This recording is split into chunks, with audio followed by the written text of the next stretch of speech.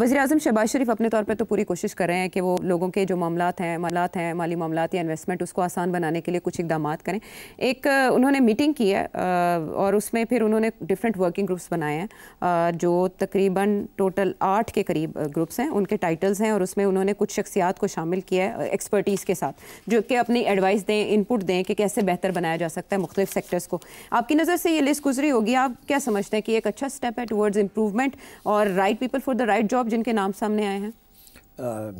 ये है मेरे पास लिस्ट, बड़ी इंटरेस्टिंग लिस्ट है। इसके बारे में मैं 2-3 बातें कहना चाहूँगा। पहली बात तो ये है कि export development fund, customs trade, tariffs and dumping, income tax, railway, sports, industrialisation, agriculture, energy, her important sector के ऊपर 8-8, 9-9 लोगों को नॉमिनेट किया गया कि आप वर्किंग ग्रुप्स बनाएं, आप बताएं मसले क्या हैं और हमारी रिपोर्ट सबमिट करें for discussion with the government. अच्छा, इसके अंदर प्राइवेट सेक्टर के लोग हैं, टॉप लोग हैं और फिर ब्यूरोक्रेट्स हैं साथ साथ। तो ये तो हो गई बात।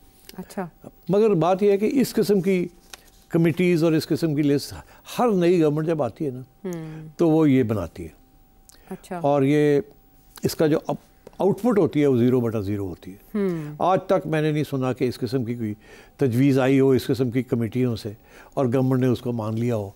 गवर्नमेंट के अपने ब्यूरोक्रेट्स जो हैं दे रन द रूस्ट, और ये एक जिसे कहते हैं ना फिलर होता है कि जी हमने सबको कंसल्ट किया है या हम करना चाह रहे हैं, फॉर्मेलिटी। हाँ, फॉर्मेलिटी है। मगर मैं नहीं समझता कि इनके रिकमेंडेशंस अमाउंट टू एनीथिंग। मगर बिजनेसमैन पहुंच जाते हैं बिकॉज उनको चाहिए होता है एक्सेस टू गवर्नमेंट, तो वो समझते हैं कि this is a good way of getting our point of view across. मगर मेरा हमेशा ये मौक़िफ़ रहा है कि businessman often, not always, often वो अपना इंटरेस्ट पहले रखते हैं और मुल्क का इंटरेस्ट थोड़ी देर में बाद में रखते हैं। हालांकि यहाँ रिक्वायरमेंट ये है कि मुल्क का इंटरेस्ट आपने देखे।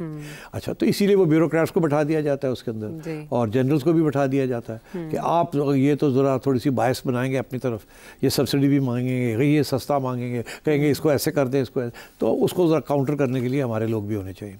बट इसमें कोई मैं नहीं समझता इसकी कोई ख़ास अहमियत है। ये सिर्फ एक जैसे कहना दिखावा है। मगर जो सबसे इंटरेस्टिंग बात ये है कि जो इंडस्ट्रियलाइजेशन की लिस्ट है जी, वो मैं देख रहा था तो उससे मेरे एक दोस्त हैं अली हबीब, अच्छा, उनका नाम भी आ गया। वो इंडस मोटर कंपनी के CEO थे जी, दिस इज डी, ठीक, वो उनको भी ऐड कर लिया गया जी। मगर मसला मेरे लिए एक बन गया है, अच्छा, कि वो कुछ 2-3 साल पहले वफात पा गए। ओहो, तो ये जो सजेशन है या ये जो एडिशन है इसमें नॉमिनेशन है, तो आप समझ जाएं कि किस तरीके से ये लिस्ट बनी होंगी। हाँ, आप समझ जाएं। ओके, ये बैठे हुए हैं वहाँ कहीं इन ब्यूरोक्रेट्स और हर बिजनेसमैन को पता है कि अली हबीब हैज़ पास्ड अवे।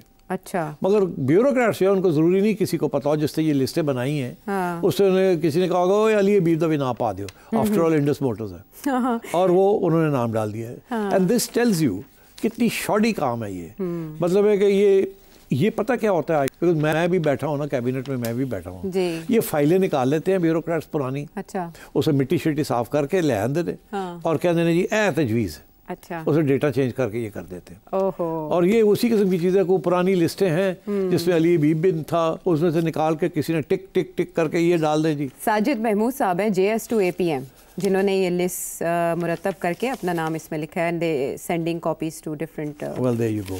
तो अब बात ये है कि frankly this just tells you that how pathetic this whole thing is. ओहो, ये तो वज़ीर-ए-आज़म को जायजा लेने और नोटिस लेने की जरूरत है कि फाइल्स का पेट भरने के लिए जिसने ये नाम डाले हैं ना, जिस उसको सैक करें, पता तो लगे कि यार आप कुछ तो करते हैं। क्या करते हैं आप? दिखावा करते हैं, इसलिए काम नहीं हो पाता।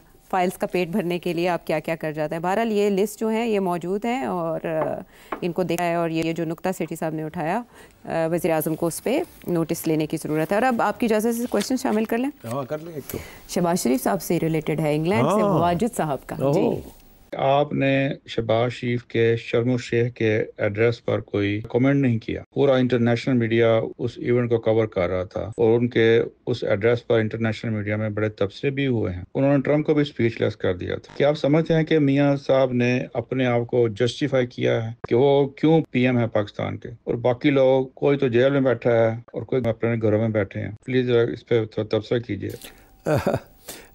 शहबाज शरीफ साहब ने बहुत से मौके पे अपने आप को ثابت کیا ہے as a good prime minister, اس میں تو اب کوئی شک ہی نہیں ہے. جتنی بھاگ دوڑ وہ کر رہے ہیں اور تعریف ہو رہی ہے ان کی انٹرنیشنل میڈیا میں، ہمارے ہاں تو اتنی نہیں ہو رہی مگر انٹرنیشنل میڈیا میں بڑی ہو رہی ہے. اور ایک آپ نے ذکر بھی کیا اس چیز کا تو کہ کس طریقے کے ساتھ پاکستان نے اپنی ڈپلومیسی استعمال کی ہے، اور اس کے اوپر بڑی شاباش مل رہی ہے اس ہائیبرڈ ریجیم کو کہ مسلم ممالک کے 8 کور گروپ کے اندر بھی پاکستان ہے. ڈونلڈ ٹرمپ کے ساتھ بھی اچھے ریلیشنز ہیں، رشیا کے ساتھ بھی ہیں، چائنا کے ساتھ بھی ہیں، سعودی عربیہ کے ساتھ بھی ہیں. میرا خیال ہے دنیا میں کوئی ایک ملک نہیں ہے جس نے اس طریقے کے ساتھ سب کو گھیرا ہو اور اس میں بیٹھا ہو. تو اس میں تو کوئی شک ہی نہیں ہے کہ this was good league work and good initiatives. اب آئیے بات کہ آپ کہہ رہے ہیں میں نے اس پہ کوئی تبصرہ نہیں کیا. بات یہ ہے کہ مجھے یاد پڑتا ہے کہ عائشہ نے مجھے پوچھا تھا کوئی سوال. عائشہ میں نے آپ سے پوچھا تھا کہ اگر پریزیڈنٹ ٹرمپ کی بک ہے آرٹ آف دا ڈیل تو شہباز صاحب کی بک کا کیا نام ہوگا متوقع طور پہ؟ عائشہ نے مجھے کہا کہ اگر ڈونلڈ ٹرمپ کتاب لکھ سکتا ہے the art of the deal تو اگر شہباز شریف صاحب نے کتاب لکھنی ہو تو کیا کتاب کا ٹائٹل کیا ہوگا؟ تو میں نے لائٹ ہارٹیڈلی کہا کہ اس کا ٹائٹل ہوگا دی آرٹ آف فلیٹری. تو اب بات یہ ہے کہ اس پہ ساری بات تو ہو گئی but it's a great move. Flattery تو تاریخ میں آپ کو پتہ ہے کہ there is nothing more solid than flattery. چنگے بھلے بندے جڑے لمبے پہ جاتے ہیں فلیٹری دے کے تو اب پتہ بھی ہو نا کہ بندہ فلیٹر کر رہا ہے پھر بھی بندہ پھسل جاتا ہے یار بندہ صحیح ہے. تو میرا خیال ہے شہباز صاحب جس طریقے سے وہ ہاتھ ملاتے ہیں 3 ہاتھ پکڑ لیتے ہیں اور ٹھاپاں لگاتے ہیں اور پھر باتیں کرتے ہیں تو میرا خیال ہے is created a great impression and the right man for the job. Right man for the right job. Energy bomb ہے ویسے شہباز شریف صاحب. چلیں ان کو سارا کریڈٹ دے دیا. اور واجد صاحب آپ ڈاکٹر شہزاد سوات سے.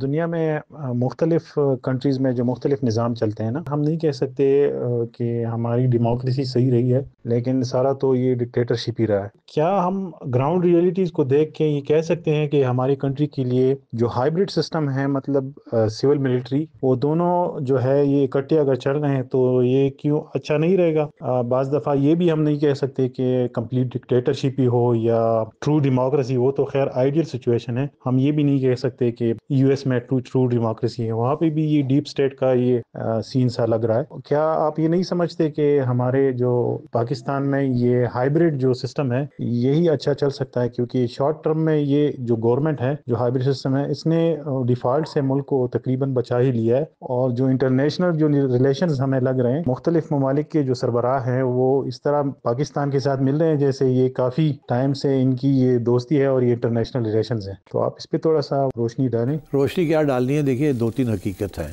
ایک حقیقت یہ ہے کہ جمہوریت ساری دنیا میں ریٹریٹ کر رہی ہے، پیچھے ہٹ رہی ہے. ابھی ایک سروے ہوا تھا اس میں انہوں نے کہا کہ 60 سے زیادہ ڈیموکریٹک ملک ہیں جہاں کم ڈیموکریسی ہو گئی ہے پچھلے 5 سال میں. تو یہ ایک تو ڈیموکریسی جو ہے نا وہ ریٹریٹ کر رہی ہے ہر جگہ، اور hybrid regimes, authoritarian regimes, semi authoritarian regimes, semi democratic regimes وجود میں آ رہی ہیں. اب پیور ڈیموکریسی کیا ہے؟ اس کے تو اگر آپ کتابیں لکھی گئی اس کے اوپر پیور ڈیموکریسی کتنے ایلیمنٹس ہیں پیور ڈیموکریسی کے، تو کہیں بھی نہیں ہے پیور ڈیموکریسی. اور جہاں کہا جاتا ہے کہ پیور ڈیموکریسی جن ملکوں میں یہ نوشن بنا تھا یورپ اینڈ سے امریکہ، وہاں بھی اب پیور ڈیموکریسی نہیں رہی. وہاں بھی آپ دیکھ رہے ہیں کہ صورتحال کیا ہے، کس قسم کے آزادی کے اوپر رکاوٹیں اور آبسٹیکلس کریٹ کیے جا رہے ہیں. آئین جو ہے اس کو تبدیل کیا جا رہا ہے، میکنگ اٹ لیس ڈیموکریٹک. اور بہت سے فریڈمز جو ڈیموکریسی کے اندر انجوائے کرتے ہیں سٹیزنز ان کو ختم کیا جا رہا ہے بیکاز وہ لا آف نیسیسٹی کہ جی اب ضرورت پڑ گئی اس چیز کی. تو یہ تو اب حقیقت ہے کہ ڈیموکریسی جس طریقے سے ہمیں سکھایا گیا تھا کہ ڈیموکریسی میں یہ ہوتا ہے یہ ہوتا ہے یہ ہوتا ہے، اس میں بہت سی چیزیں تو اب نہیں ہو رہی. حالانکہ ہم ابھی بھی کہتے ہیں کہ وہ ملک جو ہیں they are more democratic than authoritarian. ہمارے ہاں تو ڈیموکریسی بیچاری کو تو موقع ہی نہیں ملا ریلی. جب ایک آدھ دفعہ جب موقع بھی ملا تو وہ اس کو اوور تھرو کر دیا گیا. تو جب اوور تھرو کیا گیا تو پھر انٹرم گورنمنٹس آئیں، پھر اس کے بعد دوسری گورنمنٹ آئی تو وہ پہلے سے ہی خوفزدہ تھی. تو اب میرا تو یہ موقف ہے کہ یہاں پیور ڈیموکریسی کیا، ڈیموکریسی کبھی ہوئی نہیں. ہم نے جب ہم کہتے رہ گئے کہ ڈیموکریسی سے ہمارا یہ تھا کہ الیکشن ہو گئے اور وہاں بھی شور پر شور ہو جاتا تھا کہ یار یہ رگ ہو گئے تو یہ ڈیموکریٹک بات تو ہے نہیں. ہمیشہ یہاں بیہائنڈ دا سینز یا اوپن اسٹیبلشمنٹ کا رول رہا ہے and that is not democratic. وہ تو آئین کے اندر اجازت ہی نہیں ہے اس چیز کی، سویلین سپریمیسی کی، مگر یہاں سویلین سپریمیسی تو کبھی ہوئی نہیں۔ ہمیشہ جب بھی کوئی پرائم منسٹر بنا ہے اس نے سویلین سپریمیسی کی بات کی، فارغ ہو گئے ہوں۔ تو اس لیے میں سمجھتا ہوں کہ لیٹس بی ریئلسٹک۔ اب آئیے آپ کی بات، آپ بھی اسی قسم کی ریئلزم کا اظہار کر رہے ہیں کہ اگر ایسی صورتحال ہے تو پھر یہ ہائبرڈ سسٹم ٹھیک ہے، ایٹ لیسٹ کام تو کر رہا ہے، معیشت چل رہی ہے، اسٹیبلٹی آ گئی ہے، دنیا تعریف کر رہی ہے، وغیرہ وغیرہ وغیرہ۔ تو I agree with you, I think یہ لیٹ اس ریکگنائز اٹ، اس میں آئیڈیلزم کی کوئی گنجائش نہیں ہے۔ اٹ از اے فیکٹ کہ ہائبرڈ رجیم جو ہے اگر وہ چلے اور جو سویلینز ہیں اور جو اسٹیبلشمنٹ کے لوگ ہیں اگر وہ مل جل کے فیصلے کریں تاکہ ایک دوسرے کو ڈیسٹیبلائز نہ کریں تو اٹس مچ بیٹر۔ اور پاکستان کا سب سے بڑا پرابلم یہ رہا کہ کسی سسٹم کو چلنے نہیں دیا جاتا، یا پولیٹیشنز اپنے پاؤں پہ کلہاڑی مارنا شروع کر دیتے ہیں یا کوئی اور آ کے مار دیتا ہے۔ تو آئی تھنک اگر یہ اب کوشش یہ ہو رہی ہے کہ اس کو کسی طریقے سے انسٹیٹیوشنلائز کر لیا جائے، وہاں بہت سے پرابلمز آ رہے ہیں، بیکاز ابھی بھی یہاں ہمارے ہاں ایسے ادارے ہیں جو کہ کافی اسٹرانگ ہیں اور ایک کلچرل ٹریڈیشن بھی ہے ڈیموکریٹ لائک دا جوڈیشری۔ تو میں سمجھتا ہوں کہ یہ سسٹم پہلے تھوڑا سا انآفیشیل تھا، اب تھوڑا سا آفیشیل ہوتا جا رہا ہے، اور یہ سارا کچھ شروع ہے عمران خان صاحب کے زمانے میں اور اب آگے بڑھ گیا ہے، اور آگے کہاں تک جائے گا مجھے نہیں پتہ کہاں تک جائے گا، بیکاز یہ بڑا انپریڈکٹیبل ملک ہے۔